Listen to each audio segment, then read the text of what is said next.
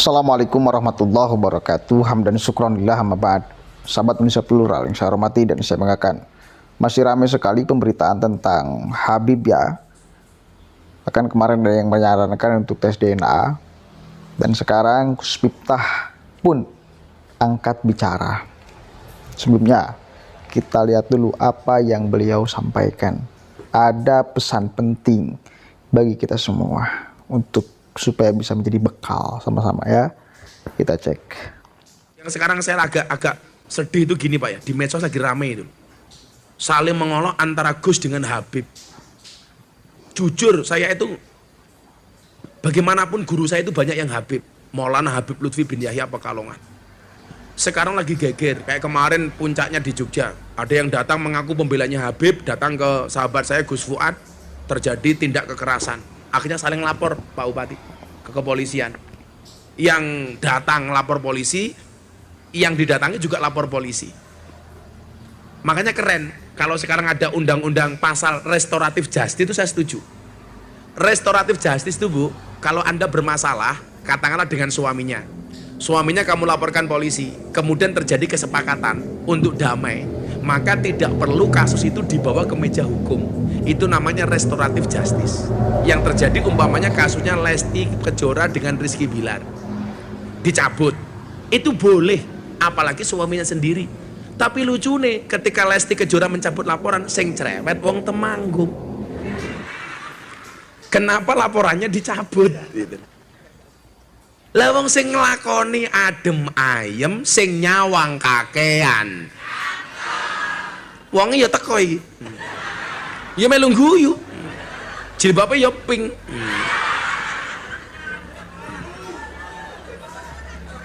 Sing jilbabe ireng insyaallah luweh parah. Oh iki iki. Itu namanya restoratif justice. Malu Pak. Ada orang mengatakan begini sekarang di medsos, NU itu tidak menghargai Habib. Goblok cangkemmu. Yaman, Habib dari Yaman itu datang ke Indonesia pertama kali. Yang mau ngopeni itu NU. Tanya Pak Bupati yang aktivis PMI, NU. Orang dulu belum kenal Habib, NU wis ngopeni Habib. Dan persoalan Habib, saya mengutip pendapatnya Sayyid Abdullah Al-Haddad. Wa ala kafatil muslimin ayyatagidu hubbahum wa mawaddatahum wa ayyuwakiruhum wa yu'addimuhum bi ghairi israfin wala huluwin. Jadi mohon maaf, kalau persoalan dengan Habib itu kata Sayyid Abdullah Al-Haddad, hendaklah orang Islam itu menghormati, menghargai, menyayangi tanpa berlebih-lebihan dan melampaui batas. Sekarang di Indonesia ribut, malah ada usul tes DNA, bener nggak Habib? Kalau yang bener-bener Habib, kowe wani apa ngomong Habib Lutfi tes DNA, bacok cangkemmu kuwi kok cetha wong apik itu loh. Tapi lah saya ngaku-ngaku Habib, mungkin perlu Pak Bupati. Kenapa? Karena mencoreng nama baik Habib itu sendiri. Saya itu mohon maaf Bu, saya itu sering banget berseberangan dengan para habaib. Tapi mohon maaf, yang saya lawan itu adalah siasahnya. Karena bagi saya, bedakan antara kiai dengan Habib. Kiai itu dihormati karena sifatinya. Habib yang duriannya Kanjeng Nabi itu dihormati karena zatnya, karena darahnya. Persoalan dia duriah Kanjeng Nabi wajib dihormati, tapi siasahnya tidak wajib ditaati. Di Indonesia itu persoalannya adalah kalau berbeda dianggap musuh. Padahal beda itu boleh, yang nggak boleh itu bercerai-berai. Maka wa'tasimu bihablillah jami'an wala tafarraqu. Oke. Pertama, saya ingin mengatakan kita sebagai warga Indonesia, khususnya yang muslim, yang beragama Islam, sangat syukur alhamdulillah kepada Allah Subhanahu wa taala. Di tanah ini, di tanah Indonesia, di negara kita banyak sekali para habaib. yang mengalir di tubuhnya darah baginda Nabi Shallallahu Alaihi Wasallam. Itu yang pertama. Kita syukur, alhamdulillah. Minimal kalau kita tidak pernah berjumpa langsung dengan baginda Nabi, kita bisa melihat anak cucunya. Itu yang pertama. Maka punya kewajiban kita sebagai orang Islam menghormati, mencintai semua yang mengalir di tubuhnya darah baginda Nabi. Hormati cucu baginda Nabi, cintai cucu baginda Nabi Sallallahu Alaihi Wasallam. Meskipun kita berbeda pandangan, mau pandangan politik, ya, mau pandangan keagamaan, kita harus hargai, tetap cintai mereka. Itu yang pertama. Kemudian yang kedua, saya prihatin. Ada orang oknum yang mengatasnamakan, mengklaim sebagai Habib, yang mengalir di tubuhnya darah baginda Nabi, tetapi punya kelakuan, punya sifat, punya karakter yang menurut saya pribadi dan banyak orang juga menilai jauh dari apa yang menjadi sikap atau sifat atau karakter baginda Nabi yang telah kita ketahui sama-sama dan digambarkan di banyak keterangan, banyak kitab.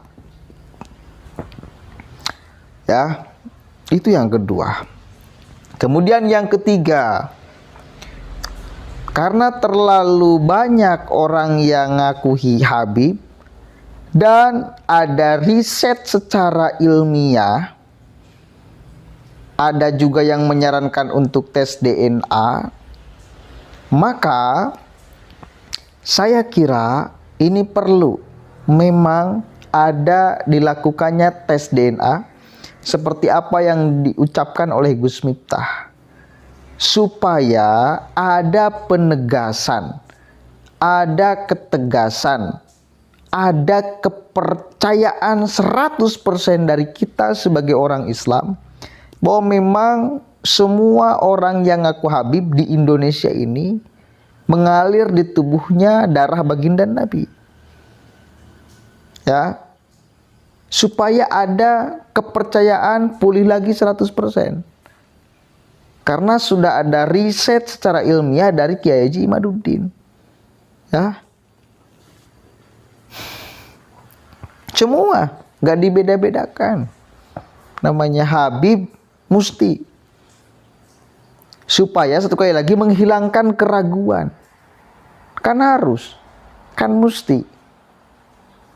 Baik kan, menghilangkan keraguan. Atau kalaupun tidak tes DNA, karena riset Kiai Haji Imaduddin secara ilmiah, referensinya ada, dasar kitabnya ada, maka adakan bahasul masail. Perdebatkan secara ilmu nasab, apakah benar habaib-habaib yang ada di Indonesia atau yang ngaku habaib-habaib yang ada di Indonesia itu nasabnya sampai kepada baginda Nabi Sallallahu Alaihi Wasallam. Ya, itu kalau tidak bisa atau susah tes DNA, itu adakan bahasul masail. Karena Kiai Haji Imaduddin berbicara dengan ilmu, bukan dengan emosi, bukan dengan tanpa ilmu, tapi dengan ilmu. Ya. Dan Gus Miftah tegas, oknum-oknum Habib-Habib palsu ini supaya kemudian jangan sampai ada. Karena hati-hati, ini mengambil nama suci baginda Nabi. Maka ada beban moral yang harus diemban bagi orang yang ngaku di tubuhnya mengalir darah baginda Nabi. Bukan hanya punya keagungan darah, tapi punya beban yang begitu besar bagi orang yang ngaku Habib. Makanya sampai sekarang Pak Quraisy Habib itu nggak mau dipanggil Habib. Karena beban moralnya ini nih. Ya, yang sangat begitu besar. Nggak mau beliau. Meskipun Habib, Pak Quraisy Habib, tapi nggak mau. Kenapa? Karena ada beban moral. Dan gak jadi dosa. menurut saya, dan itu pun kemudian dilakukan oleh Pak Quraisy Shihab, orang yang ngaku di tubuhnya mengalir darah Nabi, yang faktanya mengalir di tubuhnya darah baginda Nabi, lalu tidak ngaku Habib, nggak dosa saya kira. Kalau untuk menjaga nama baik Nabi, ya itu bagus. Justru semakin orang kemudian tidak menyombongkan diri karena ayahnya, karena kakek moyangnya, menurut saya semakin terhormat daripada orang yang nyombongkan sana sini, ya, kakek moyangnya, nenek moyangnya, tapi dianya tidak berperilaku seperti kakek moyang dan nenek moyangnya. Ini justru malah bakal kita punya pandangan sangat buruk kepada dia.